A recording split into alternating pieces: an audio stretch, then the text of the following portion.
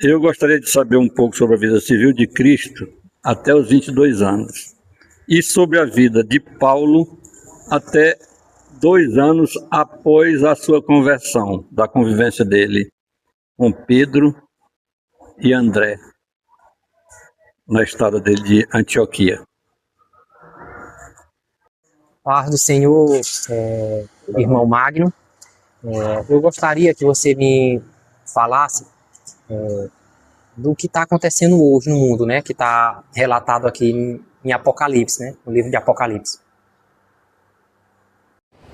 Boa noite, eu sou Magno Rocha e este é o programa Assim Está Escrito.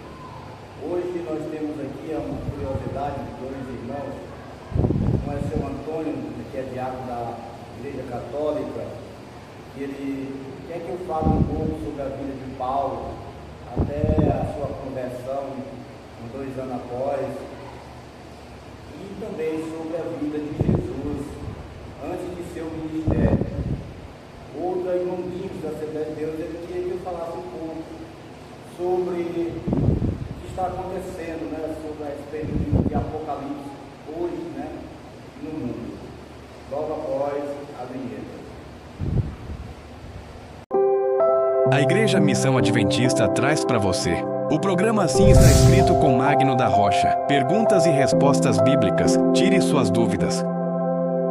E conhecereis a verdade, e ela vos libertará. João 8:32. Estou de volta. Agora vou aqui falar um pouco sobre as reflexões, aquilo que nossos irmãos desejam, né, conhecer. No caso do irmão Antônio, tio, ele quer saber um pouco sobre a vida de Paulo até os 2 anos após a sua conversão, e também um pouco sobre a vida de Jesus antes de seu ministério. Outra é do irmão Guimes, ele quer saber um pouco sobre o que está acontecendo com base no livro de Apocalipse. Mas antes eu convido a você a fazermos uma oração ao nosso Deus e nosso Pai.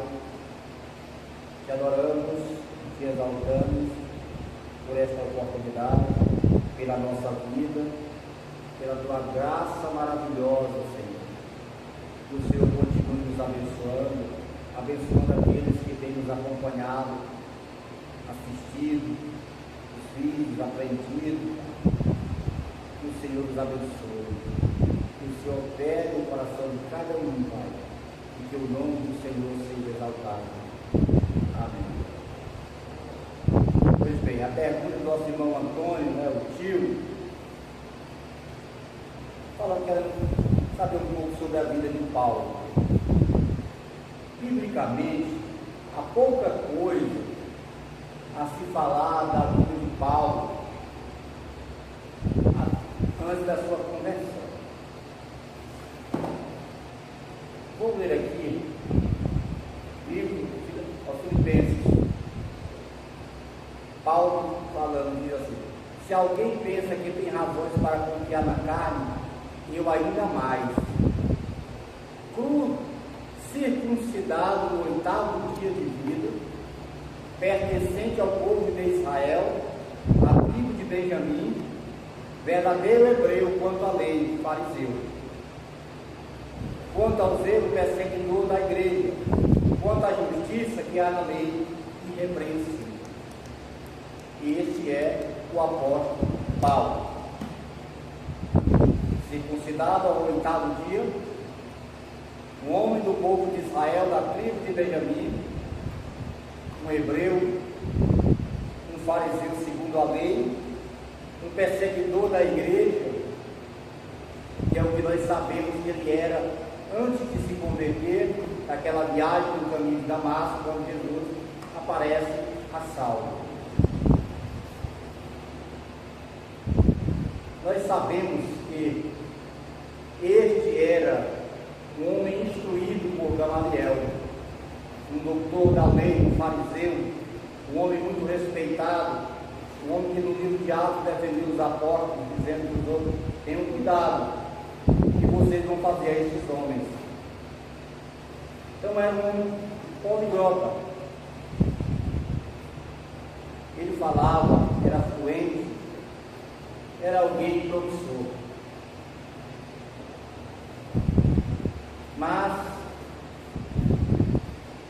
foi aquela viagem para aprender os irmãos e nós sabemos o que aconteceu. Ele também, vou lembrar aqui que ele estava ali presente na morte de Estevão, quando ele foi apedrejado. Ele consentiu na morte de Estevão. Ele diz que ele prendia homens e mulheres, arrastava pelas casas. Por quê? Porque ele era um homem cruel? Não. Saulo era zeloso da lei. Ele acreditava que aquilo era a vontade de Deus. Ele fazia aquilo para defender a sua religião. Ele acreditava que essas pessoas estavam corrompendo a sua religião. O zelo de Paulo não começou quando ele aceitou a Jesus. O êxito de Paulo se deve ao zelo que ele tinha pela sua religião, que era a religião judaica. Ele tinha zelo, mas não com entendimento, como ele disse que os israelitas tinham zelo de Deus, mas não com entendimento. Porque quando uma pessoa hoje tem a sua religião e começa a perseguir o outro por causa de uma ideia contrária a dele, esta pessoa não está andando de acordo com a vontade de Deus. Deus é amor. Deus dá a liberdade à pessoa a pensar e agir. Como é que eu, servo do Senhor, vou perseguir alguém que pensa contrário a mim? Como é que eu vou chamar uma autoridade para prender alguém? Como é que eu vou pegar uma arma ou uma pedra? Vou lascar em uma pessoa? Vou atirar em uma pessoa que pensa contrário à minha fé? Por que eu não faço isso? Porque não é da vontade de Deus. O meu zelo agora é de acordo com a palavra de Deus. Todos que fazem o contrário podem ser zelosos, mas não estão andando de acordo com a vontade de Deus. Assim era Saulo. E vamos ver mais um pouco da vida de Saulo no livro de Atos dos Apóstolos, capítulo 9. Vou ler aqui. Veja bem, depois que ele pegou carta e autorização para ir a Damasco prender os irmãos crentes em Jesus, e teve aquele encontro com Jesus, caiu no chão, ficou o cego, ninguém adorou por ele. Ele ficou em Damasco ali, pregando a Cristo. O perseguidor agora passa a ser aliado de Cristo. Eu não sei quanto tempo ele passou em Damasco, após ele ter sido curado dos seus olhos da cegueira. Mas a Bíblia diz assim, decorrido muitos dias, os judeus decidiram de comum acordo matá-lo, mas Saulo ficou sabendo do plano deles. Isso aqui era em Damasco. Decorrido muitos dias. Esses muitos dias, eu não sei quanto tempo é, mas acredito que foi um bom tempo, anos, não é? Então ele foge e vai para Jerusalém. Lá ele quer se encontrar com os apóstolos, mas eles estão receosos por causa da fama, né, de Saulo. Mas Barnabé, se eu não estou equivocado, fala de como ele pregou a Cristo, e como ele se encontrou com Cristo no caminho de Damasco, como foi perseguido, então ele ficou ali com eles. Diz assim, ó, quando chegou a Jerusalém, tentou reunir-se aos discípulos, mas todos estavam com medo dele, não acreditando que fosse realmente um discípulo. Então Barnabé levou aos apóstolos e lhes contou como no caminho Saulo viu o Senhor, que lhe falaram como em Damasco ele havia pregado corajosamente em nome do Senhor. Então ali ele ficou, né? Foi aceito, mas logo foi perseguido outra vez e foi enviado para Tarso. Este é um resumo, né, breve da vida de Paulo. É um resumo bíblico que há na Bíblia a respeito do apóstolo Paulo até uns 3 anos, 4 anos após a sua conversão, até ele chegar a Jerusalém e depois enviado a Tarso. A vida de Jesus. Ele também tem uma curiosidade de saber sobre a vida de Jesus. Irmãos, nós sabemos como foi o nascimento de Jesus. Nasceu naquela manjedoura, depois fugiu para o Egito, depois volta do Egito e fica habitando em Nazaré. Outro episódio, quando ele tinha 12 anos, ele e seus pais subiram a Jerusalém. E ele ficou em Jerusalém, os pais foram embora, depois de um dia, eles voltaram e encontraram com ele. Jesus, conversando com os fariseus, com os doutores da lei, ali. E a Bíblia diz que Jesus ia crescendo em sabedoria, estatura e graça diante de Deus e dos homens. É o que nós temos biblicamente a respeito da vida de Jesus até 12 anos. Não temos entre 12 anos e até cerca de 30 anos. Biblicamente nós não temos descrição a respeito da vida de adolescente, de jovem, ali bem jovem ainda. Mas há uma escritora muito conhecida no mundo. Ela escreveu um livro chamado Vida de Jesus. O que é que ela diz lá? Que Jesus era um menino gentil. Às vezes ele dava o seu almoço para outra pessoa. Os meninos caçoavam dele pela sua firmeza na palavra de Deus. Nada fazia com que ele vacilasse. Era hábito dele, em certa idade, ao amanhecer, ele estava sempre em um lugar deserto, lendo a palavra de Deus, meditando, orando, e depois ele vinha e para os seus afazeres, depois vinha trabalhar. Era uma pessoa inconfundível. É o que nós temos, isso é extra bíblico. Não é bíblico? Porque temos muita pouca coisa da vida de Jesus. Mas, se o irmão Antônio tiver, ele pode baixar esse livro na internet, Vida de Jesus, da escritora Ellen White. Eu acredito que vai ser muito interessante que ele leia esse livro. Se ele gosta, que ele quer saber algo sobre a vida de Jesus, eu recomendo esse livro para ele. Ele olhe e tire as suas próprias conclusões. Porque se ele acreditar que é verdade, não perderá a sua salvação. Se também não acreditar, também não perderá a sua salvação. Mas existe esse livro que conta muitos detalhes da vida de Jesus.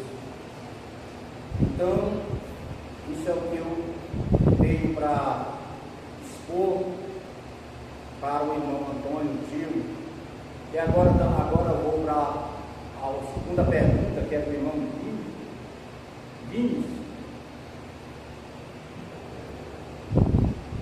Ele quer saber o que hoje está acontecendo no mundo, baseado no livro do Apocalipse.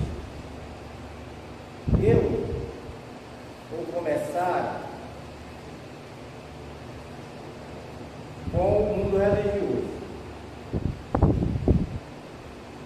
No capítulo 3, tem uma carta à igreja Laodiceia. Ele diz assim: conheço as suas obras, sei que você não é frio nem quente. Melhor seria que você fosse frio ou quente. Assim, porque você é morto, não é frio nem quente, estou pronto a vomitá-lo da minha boca. Você diz: estou rico, adquiri riquezas e não preciso de nada. Não reconhece, porém, que é miserável, digno de compaixão, pobre, cego, que está nu. Dou este conselho: compre de mim ouro, refinado no fogo, e você se tornará rico. Compre roupas brancas e vestes para cobrir a sua vergonha, a sua vergonhosa nudez, como colírio para ungir os seus olhos e poder enxergar. Eu acredito, irmão, que nós estamos no último período da igreja. Se hoje você olhar para o mundo religioso, você vê um pula-pula, você vê coisas estranhas de várias naturezas, tambores, pessoas rodando, fazendo sons estranhos de animais. A igreja está morna, falando geralmente, que sempre houve aqueles que estão de acordo com a vontade de Deus, mas falando geralmente, a igreja está morna, a igreja está cega. Só você olhar na internet, você vai constatar esse fato.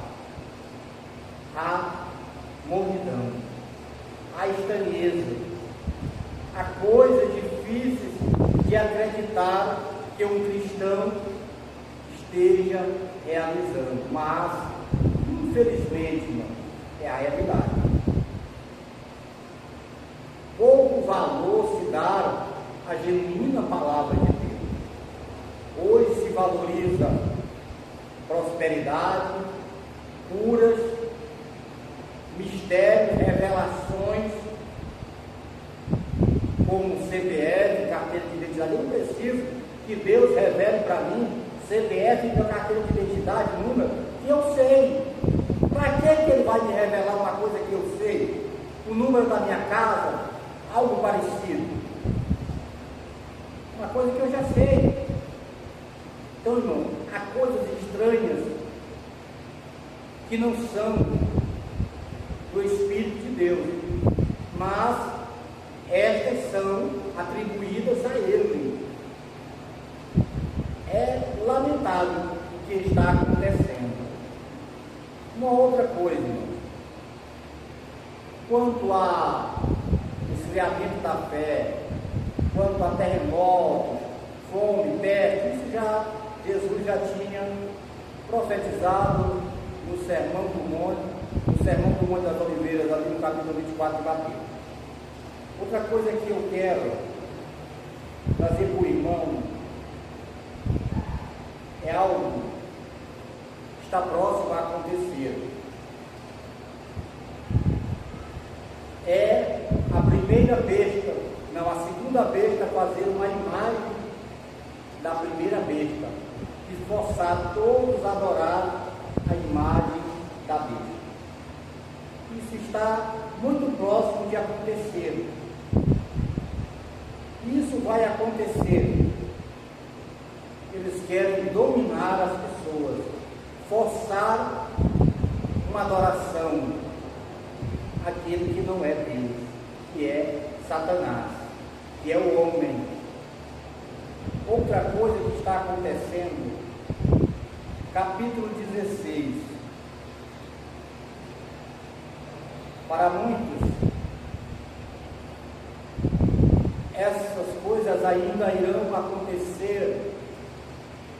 Aqui o verso 13 do capítulo 16 diz assim: então vi saírem da boca do dragão, da boca da besta e da boca do falso profeta, 3 espíritos imundos semelhantes às rãs, São espíritos e demônios que realizam sinais milagrosos. Eles vão ao reino de todo mundo, a fim de reunir-nos para a batalha no grande dia do Deus Todo-Poderoso. Esses espíritos imundos, eles estão hoje atuando. Se você olha na internet, nas redes sociais, você vai ver que o Estado, ele caminha para coibir a verdadeira religião. Eles querem uma religião única, algo fácil. Então esses três espíritos imundos, eles estão convencendo as pessoas. O que são esses três espíritos imundos? São protestantismo apostatado, são essas outras coisas que nós vimos por aí, adivinhação, catolicismo medieval, paganismo, espiritismo, de certa forma. Esses são os espíritos que estão convencendo as pessoas que há uma vantagem em ter uma única religião. Há uma vantagem que ninguém condene ninguém, que se deixe de pregar a Bíblia, que diz que isso é proibido, aquilo é proibido. A finalidade é que nada seja proibido.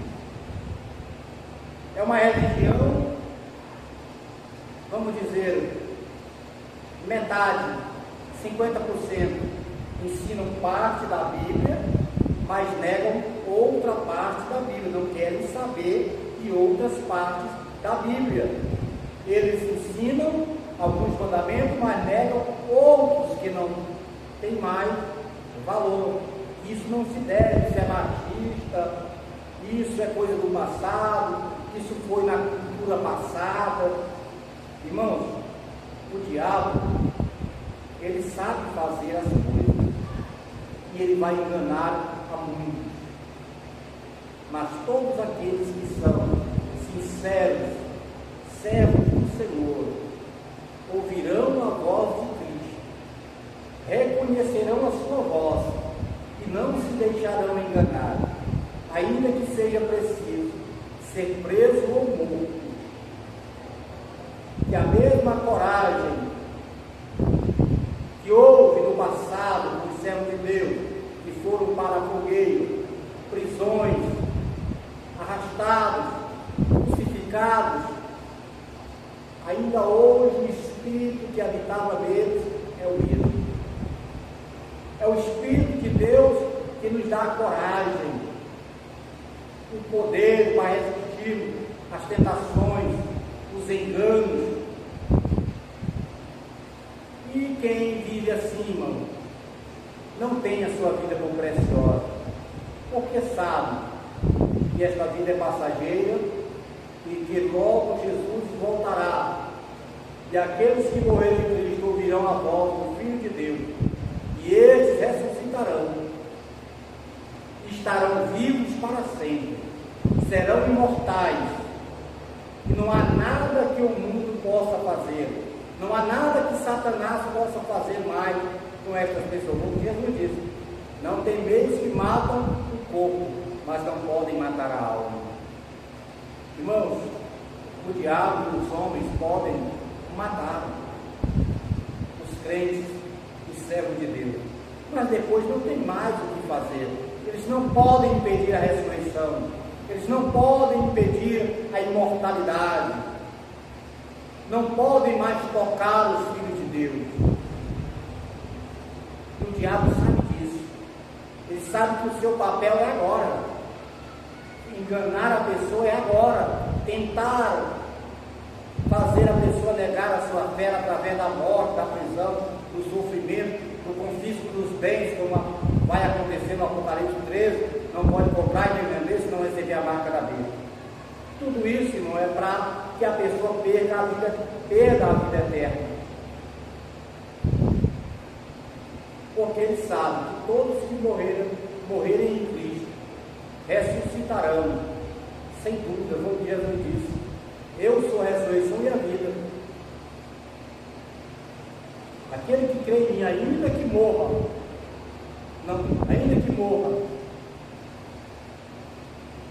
ele vai ressuscitar. Ele é a ressurreição e a vida.